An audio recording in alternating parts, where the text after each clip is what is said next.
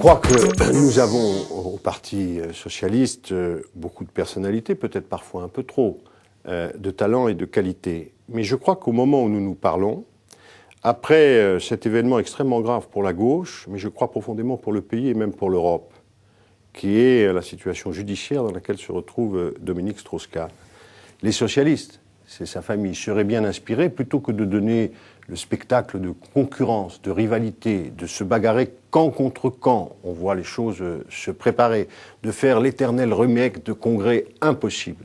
Je crois qu'il serait bienvenu qu'ils se rassemblent.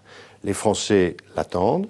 Et si nous voulons être efficaces, si nous ne sous-estimons pas, et il ne faut pas sous-estimer la force de Nicolas Sarkozy, si nous mesurons et si nous croyons à ce que nous disons, quand nous disons ce pays a besoin d'un effort de redressement, compétitivité, justice, refondation républicaine, alors il faut transcender les petites querelles d'ego, car il n'est pas vrai que ça va bien se passer. Tout le système va vouloir peser pour qu'il y ait un affrontement extrêmement dur. Les entourages, déjà, ne se contrôlent pas. S'il y a un affrontement très dur entre François Hollande et Martine Aubry, et eux-mêmes sont des gens responsables, ils ne le souhaiteront pas, mais beaucoup d'autres le feront pour eux, eh bien, à ce moment-là, beaucoup de Français ne voudront pas venir arbitrer ce match. C'est pas leur match. Leur match, c'est le match contre Sarkozy.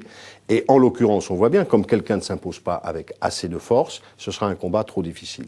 Donc j'appelle, dans les 3 semaines qui viennent, avant l'ouverture des candidatures le 28, car malgré tout, l'ouverture des candidatures n'est que le 28, à ce que l'on se ressaisisse et qu'on cherche une solution qui pourrait, en tout cas, nous permettre la victoire. Car sinon, nous prenons un risque important.